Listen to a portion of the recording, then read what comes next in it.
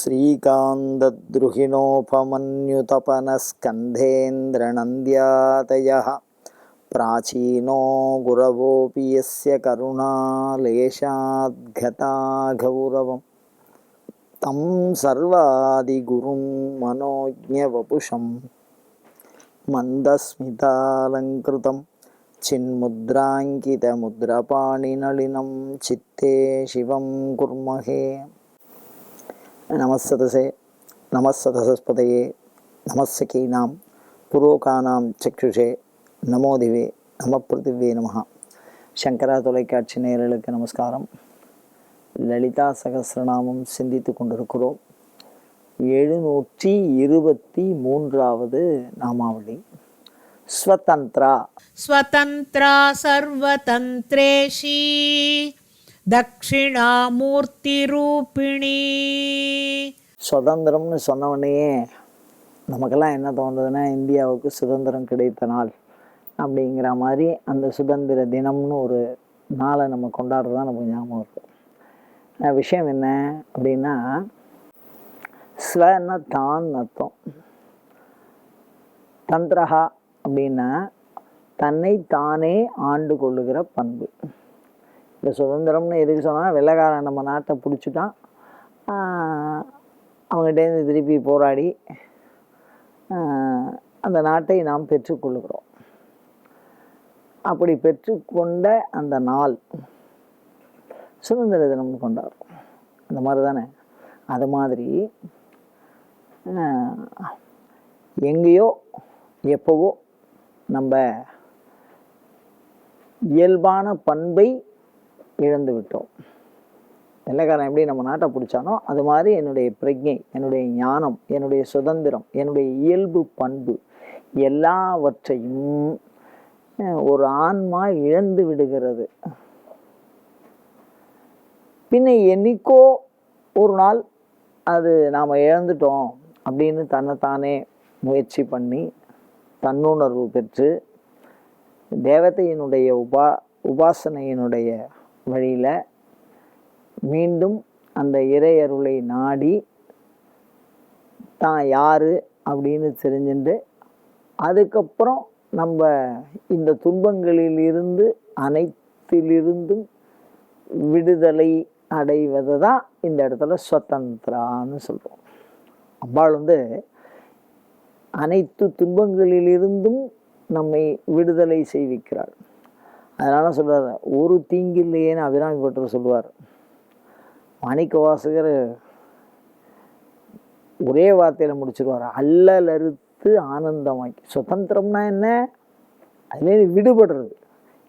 இதுலேருந்து என்ன? அல்லல்ங்கிறது என்ன அப்படின்னா, மனிதன் மூக்கு இருக்கிற வரைக்கும் சளி வெத்தாதுன்னு சொல்லுவாள். அந்த மாதிரி காலம்புரை எழுந்ததுலேருந்து சாயந்தரம் தூங்க போகிறது வரைக்கும் மனிதனுக்கு ஏகப்பட்ட பிரச்சனை, ஏகப்பட்ட சிந்தனை. எதுலேயும் தன்னிச்சையாக அவனால் செயல்பட முடியல, ஒரு சிந்தனையை செயலாக்கப்படுத்த முடியல. அதே சமயத்தில் தன்னுடைய சுதந்திரத்துக்கு செயல்படுத்த முடியல. சுதந்திரம்னா நான் இப்போ என்ன வேணாலும் செய்யலாம் அப்படிங்கிற அதிகாரமோ இல்லை ஒரு ஆற்றலோ இல்லை அதை செய்து முடிக்கக்கூடிய அறிவோ எதிர்காலம் குறித்த விஷயமோ நமக்கு தெரியல. அப்போ நம்ம என்ன பண்ணியிருக்கோம்னா, எப்போ பார்த்தாலும் யாரையாவது சார்ந்து இருக்கோம். அப்படி சார்ந்து இருக்கின்ற தன்மையிலிருந்து முழுவதுமாய் விடுதலை அடைவதைத்தான் சுதந்திரா அப்படின்னு இந்த இடத்துல சொல்லியிருக்கான். யோசிச்சு பாருங்க, சுதந்திரமாக ஒரு மனிதன் இருக்கா அப்படின்னா யாருக்கு சுதந்திரம் அப்படின்னா ஞானிக்கு தான் சுதந்திரம். கடவுளுக்கு அது சுபாவம், குழந்தைக்கு அது தெரியாது. குழந்தை எந்த பிரச்சனையுமே போட்டுக்கிறது இல்லை. உலகம் எப்படி போகிறது, அது எப்படி, நாளைக்கு என்ன பிரச்சனை அப்படிங்கிறது 3 வயசு குழந்தைக்கு எப்போதுமே தெரிய போகிறது இல்லை. அதனால் அது எப்போதுமே சுதந்திரமாக தான் இருக்குது. தன்னைத்தானே மகிழ்ச்சியாய் தன்னைத்தானே மகிழ்ச்சி ஆனந்தப்படுத்தி கொண்டு ஆனந்தமாய் இருக்கிறது. ஆனந்தப்படுத்துவது வேறு, ஆனந்தமாய் இருப்பது வேறு. அதனால் குழந்தை சிரிக்கிறதுக்கு எந்த ஒரு காரணமும் தேவையில்லை, சுதந்திரமாக இருக்கு. அதே மாதிரி ஞானியானவன் எல்லாவற்றையும் உணர்ந்து, இந்த உலகம் முழுவதையும் உணர்ந்து தான் விடுதலை அடைந்ததை நாம் எப்பேற்பட்ட இடத்திலேந்து தப்பிச்சு நம்ம இந்த சுதந்திரத்தை அடையிறோம் ஞானிக்கு நல்லா தெளிவாக தெரியுது. அதனால் அவன் மகிழ்ச்சியாக இருக்கான். பாக்கி எல்லாருமே ஏதோ ஒரு பிரச்சனையில ஏதோ ஒரு சிக்கலில் மாட்டின்னு இருக்கா மாதிரியே இருக்குது. அப்படி எல்லா விதமான சிக்கல்களையும் நிவர்த்தி பண்ணக்கூடிய அம்பாளுக்கு ஸ்வதந்திரான்னு பேர் வச்சுருக்காங்க. நாமாவளியில் ஸ்வதந்திரா, விடுதலை அளிப்பவள், தான் எல்லாவற்றிலிருந்தும் விடுபட்டவள். அவளுக்கு சுதந்திரம் தேவையில்லை. அவள் எங்கே பார்த்தாலும் இருக்கா, பரம சுதந்திரமாக இருக்கா, தன்னிச்சையாக அவள் செயல்படுறா. ஆனால் நாம் தான் அவளை சார்ந்திருக்கோம். அதான் பிரச்சனை. அவளை மாத்திரம் சார்ந்திருந்தால் எப்பொழுதுமே ஆனந்தமாக இருந்திருப்போம். ஆனால் பல துன்பம் தரக்கூடிய வஸ்துக்களை, அதாவது காலம், இடம், செயல், இதெல்லாம் நம்மளை அடிமைப்படுத்தும். காலம், அதே மாதிரி இடம், எந்த இடம், ஒவ்வொரு இடத்துக்கு தகுந்த மாதிரி நம்ம மாறுவோம். சூழல், செயல், என்ன செயல் செய்கிறோமோ இதெல்லாம் நம்ம கொஞ்சம் கொஞ்சமாக நம்மளை அடிமைப்படுத்திகிட்டே வரும். ஆனால் இந்த கால அடிமைப்படுத்துறதுலேருந்தும், இட அடிமைப்படுத்துறதுலேருந்தும், செயல் அடிமைப்படுத்துறதுலேருந்தும் அம்பாள் முழுவதும் விலகி நிற்பவள். எதுவும் அவளை தொந்தரவு பண்ண முடியாது. அவளுடைய முழு பண்பை குலைத்து விட முடியாது. ஆனால் நாம் என்ன பண்ணாலும் சில துன்பங்களில் மாட்டிக்கும். அதை தாண்டி நம்மளால் போக முடியாது. அதனால தான் ஸ்வதந்திரா ரொம்ப அழகான நாமாவளி. அது என்ன சொல்கிறாரு,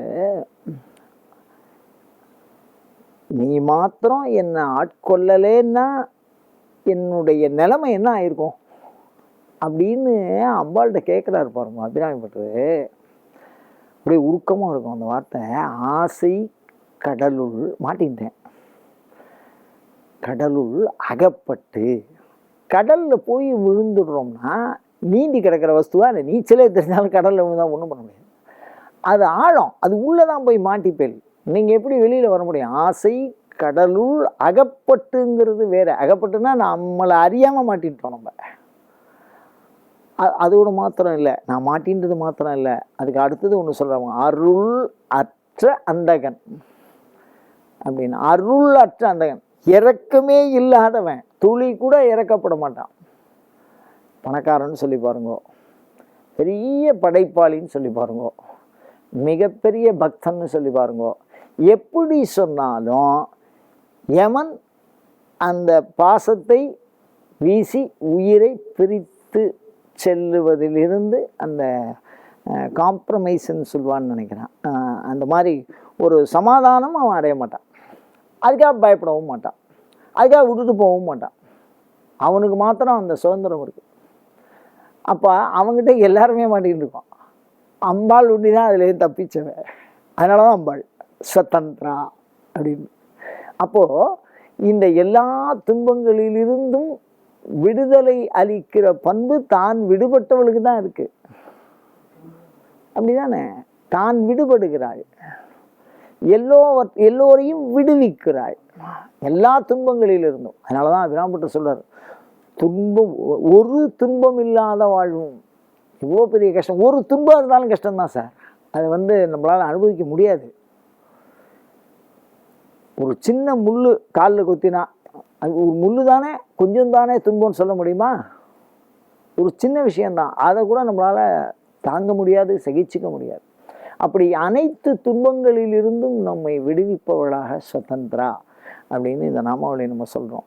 அப்படி சொன்னால் அனைத்து துன்பங்களிலிருந்தும் நம்மை விடுதலை செய்வார். அதில் ஒன்றும் எந்த சந்தேகமுமே இல்லை. என்ன அப்படின்னா, அபிராமி பட்டர் மாதிரி உணர்ந்து சொல்லணும், குழந்தை மாதிரி ஏற்று சொல்லணும். அந்த ஞானப்பண்பும் குழந்தை பண்பும் இணைஞ்சு சுதந்திரம், எப்படிப்பட்ட சுதந்திரத்தை நான் பெற்றிருக்கிறேன், தலைமேல் வலிய வைத்து ஆண்டு கொண்ட நேசத்தை என் சொல்லுவேன்னார். நீ மாத்திரம் என் தலையில் காலை வைக்கலேன்னா நான் என்ன இருப்பேன்? ஆசைக்கடலில் விழுந்திருப்பேன், மாட்டின்னு இருப்பேன், என்னை யாரும் காப்பாற்ற போவதில்லை. அதனால் தலைமேல் வலிய வைத்து, இந்த திருவடியோட பெருமை நமக்கு தெரிஞ்சால் நாமளே போய் அதில் தலையை வச்சுக்குவோம்.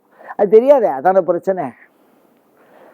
அந்த மாதிரி ஒரு அனைத்து துன்பங்களிலிருந்து நம்மை விடுவிக்கிற ஒரு நாமாவளி ஸ்வதந்திரா சொல்லிகிட்டே இருந்தா மிகப்பெரிய ஒரு அனைத்து துன்பங்களிலிருந்தும் நாம் விடுதலை விடுதலை பெற முடியும். அதற்கான சூழலை அம்பாள் உருவாக்குவார்.